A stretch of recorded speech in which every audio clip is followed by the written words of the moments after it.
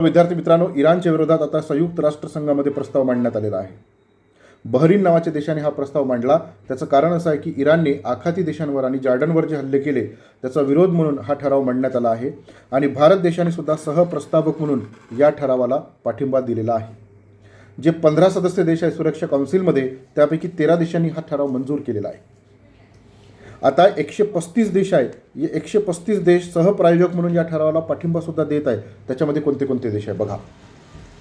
Austria, Bangladesh, Bhutan, Canada, Egypt, France, Germany, Greece, Italy, Japan, Kuwait, Malaysia, Maldives, Myanmar, New Zealand, Norway, Oman, Pakistan, Qatar, Saudi Arabia, Singapore, Spain, Ukraine, संयुक्त अरब अमिराती, Britain, America, Yemen आणि Zambia. युद्धखोर America आहे, Israel आहे.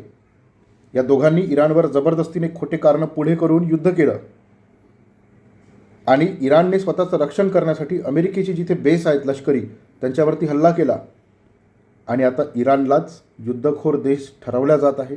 त्याच्या विरोधातला प्रस्ताव संयुक्त राष्ट्रामध्ये मांडला जात आहे आणि सगळ्यात विशेष बाब म्हणजे भारतसुद्धा याला पाठिंबा देत आहे. तर ही गोष्ट आश्चर्यकारक आहे. इराण स्वतःच्या अस्तित्वासाठी लढत आहे आणि अमेरिका आणि इस्रायल स्वतःच्या स्वार्थासाठी लढत आहे.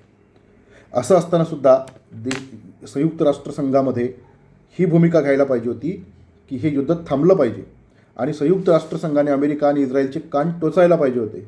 परंतु असं होताना दिसत नाही आहे. संयुक्त राष्ट्रसंघ 1945ला फॉर्म झाला. तुम्ही नेमकं कोणतं काम करत आहे हा प्रश्न संयुक्त राष्ट्रसंघाला विचारायला पाहिजे. 80 वर्ष झाले तुम्ही काहीच काम करत नाही आहे, तर तुमचं अस्तित्वाची गरज आहे का? आणि जर तुम्ही अमेरिकेच्या तलावर नाचत असाल तर या जगामध्ये शांती नांदणार का, असाही प्रश्न जो आहे तो निर्माण होत आहे. तुमचं याबद्दल काय मत आहे कमेंट बॉक्समध्ये नक्की सांगा.